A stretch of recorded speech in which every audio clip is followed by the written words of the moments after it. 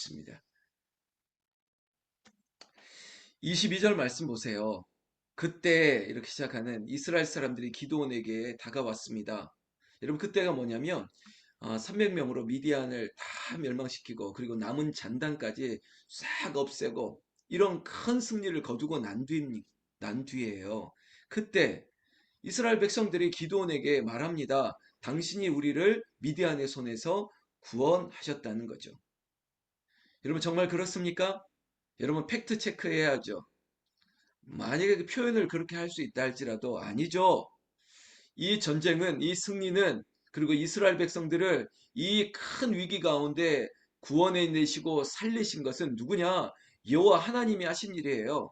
사람을 통해 일했죠. 사사를 들어서 기드온을 큰 용사로 세우고 그를 앞장 세워서 이 놀라운 일을 이루셨다 할지라도, 사람이 보여졌다 할지라도 영광을 받으실 분은 누구냐? 하나님 아니십니까? 여호와 하나님께서 우리를 구원하셨다. 이렇게 찬송해야 되는 것입니다. 여러분 사람은요 한결같아야 되는데 참 그러기가 참 어렵습니다. 교만이 싹트고요. 또 그 교만이 욕망이 되기도 합니다. 결국은 돌이킬 수 없는 범죄함으로 말미암아 하나님을 버리게 되고, 하나님도 모르죠. 그 구원의 역사니까 하나님이 우리를 버리실 수도 있는 것이죠. 왜 그렇게 되느냐? 결국은 사람이 하나님의 영광을 차지하려고 하는 거예요. 바벨탑, 창세기에 나와 있는 바벨탑도 그들이 더 높은 곳으로 올라가고 싶은 욕망의 표현이 바벨탑 아닙니까? 하나님께서 언어를 혼잡하게 만들었습니다. 오늘 이 승리의 때 그들이 더 할 수 있을 것 같고, 그리고 이 모든 것들이 기드온도 그렇고요. 그리고 이스라엘 백성도 그렇습니다. 이 일들이 우리가 해는 것 같은 착각을 하고 있는 것입니다. 이들의 말을 들어보면 알 수 있습니다. 당신이 우리를 미디안의 손에서 구원하셨다. 여기에서 더하고 더 나가고 있습니다. 당신과 당신의 아들과 당신의 손자가 우리를 다스리소서 하는지라. 이거 뭡니까? 하나님이 우리를 구원하셨고 하나님이 영원히 우리를 다스려야 되는데, 지금 인간들의 말을 들어보십시오. 그래, 당신 덕입니다. 그러니까 당신이 우리를 다스려 달라고. 그것도 3대 세습입니다. 여기가 뭐 북한입니까? 김일성과 김정일과 이 뭐 3대로 내려가는 것처럼 아버지와 아들과 손주까지 김정은이 이르기까지 다스려 달라고 말을 하고 있습니다. 여러분 이 말이 사실도 아닐 거예요. 그때 달콤하게 결국은 서로 원망하게 될 겁니다. 나중에는 당신 때문에 이렇게 됐다고. 그러면 그 사람은 그러겠죠. 너희들이 나에게 이렇게 꼬드겨서 그렇게 된 거 아니냐고. 지금 정말 안타까운 모습이 여기 있습니다. 왜 이러면 됩니까? 하나님께서 사람을 통해서 구원해내고 그리고 40년의 평강의 세월을 보내주고, 그러면 그 여호와의 평강 가운데 하나님과 함께 동행하면서, 우리가 불렀지만 주와 동행하면서 영생 복락을 누리면 좋겠는데, 하나님이 주신 복은 다 잊어버리고 그들이 가지고 있는 욕망의 그 정말 추악함이 이제는 드러나게 된다는 것입니다. 성경 23절에 보세요. 말은 또한 이 이스라엘 백성도 그렇고 기드온 자신도 말은 잘해요. 23절에 기드온이 그들에게 이르되 내가 너희를 다스리지 아니하겠고 나의 아들도 너희를 다스리게 아니할 것이다. 여호와께서 너희를 다스리시리라 하니라. 맞죠? 이거 지당한 말씀이죠. 그러면 그렇게 말했으면 말한 대로 살아야죠. 그런데 24절에 대번 그렇지 않은 것이 보여지고 있다는 것입니다. 24절부터 결국은 이스라엘 백성들에게 하는 얘기가 그럽니다. 너희가 가지고 있는 금붙이 다 가져오라는 것입니다. 그것들을 가져와서, 물론 이것이 하나님의 영광을 위해서 모두를 위해서 사용되어지는 것이면 모르겠는데 그게 아니라는 겁니다. 27절 보면 알아요. 기드온이 그 금으로 에봇 하나를 만들어 자기의 성읍 오브리에 두었더니 이렇게 됩니다.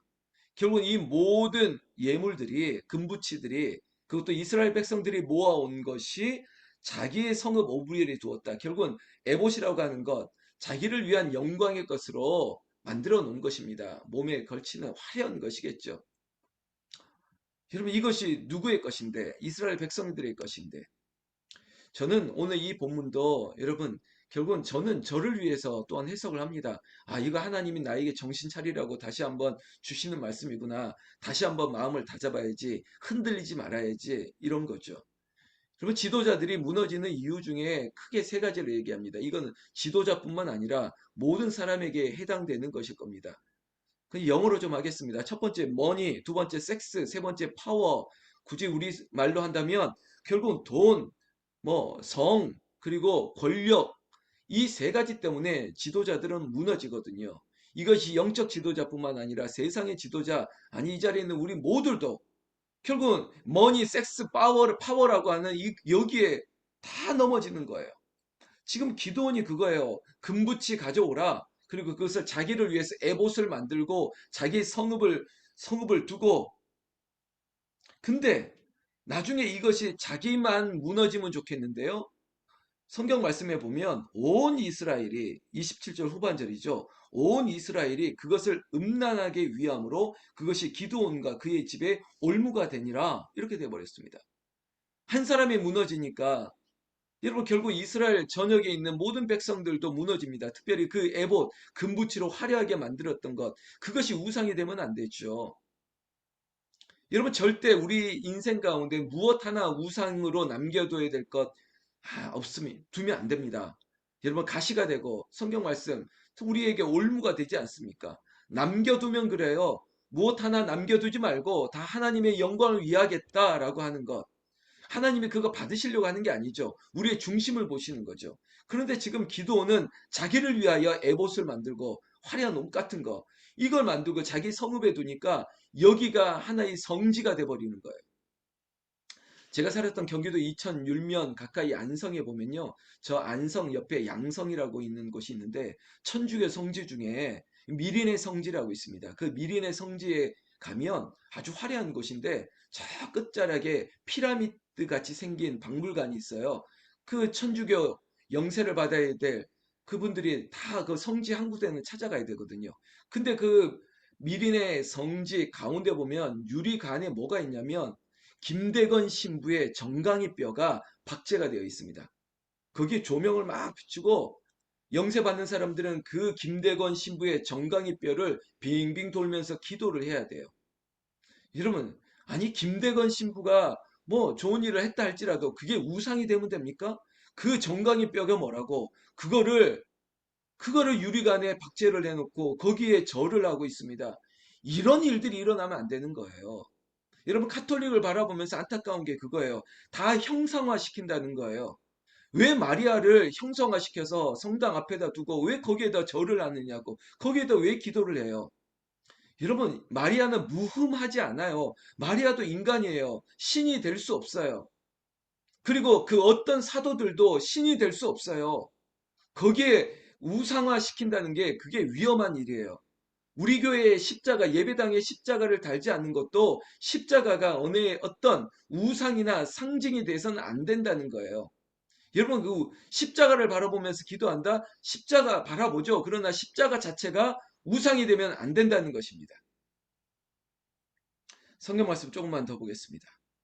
28절에 미디안이 이스라엘 자손 앞에 복종하여 다시는 그 머리를 들지 못하였으므로 기드온이 사는 40년 동안 그 땅이 평온하였더라. 여러분 이 사사기의 이야기 패턴이 그대로 돌아가고 있죠.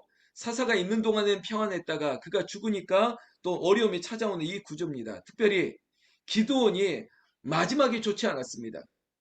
항상 사람들은 끝이 중요하지 않습니까? 유종짐이라는 말도 있는 것처럼 마지막에 29절에 보면 여호와스의 아들 여룻바알이 돌아가서 자기 집에 거주하였는데 30절 그냥 그의 모습 그대로가 드러납니다. 기드온이 아내가 많았다. 그의 몸에서 낳은 아들이 70명이었다. 그리고 세겜에 있는 그의 첩도 아들을 낳았다. 그 이름을 아비멜렉이라 하였더라. 이거 뭐 말 다 하지 않았습니까? 아내가 많았다. 애가 70명이었다. 첩도 많았다. 이게 지금 영웅, 물론 기드온이 영웅이죠. 300명의 큰 승리, 미디안의 손에서 구원했으니, 그러나 기드온이 이러면 안 되죠. 성경 말씀 33절에 기드온도 결국은 죽습니다. 이스라엘 자손이 결국은 바알을 따라가 음해하고 바알 브릿을 자기들의 신으로 삼고, 그리고 뭐 원수들의 손에서 자기를 건져내신 여호와 자기들이 하나님을 기억하지 아니했다, 이겁니다. 여호와를 기억하지 못하는 백성에게 희망이 없습니다.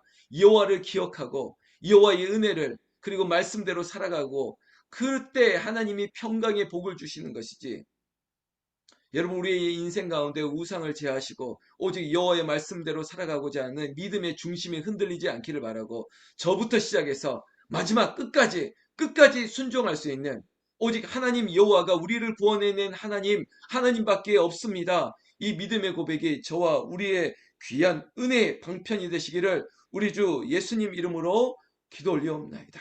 자, 여러분, 기도하겠습니다.